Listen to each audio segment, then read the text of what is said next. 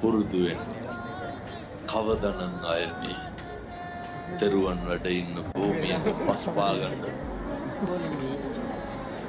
කවදනම් අය මේ මහ පොළොවේ ගැටෙන්න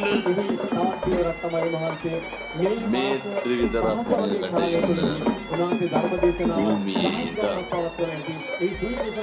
පින්නතුනේ අධිෂ්ඨාන කරන්න. හෙට ඉඳන් නම් වෛරක්කාරයෝ තියාගන්න එපා. මට ඉරන්දවගේ විශ්වාසයි මම මෙව්වට ඇත්ත හැදෙන්නේ නැහැ. මොකදයි මේ ජීවිතය පළවෙනි බණ. නමුත් ප්‍රගුණ කරන්න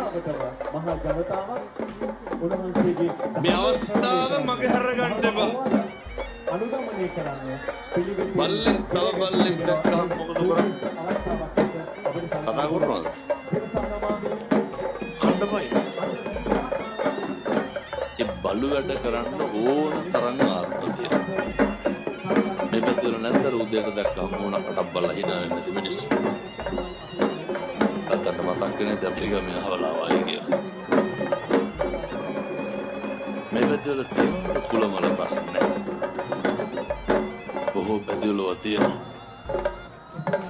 මම ඒකත් කියලා මේ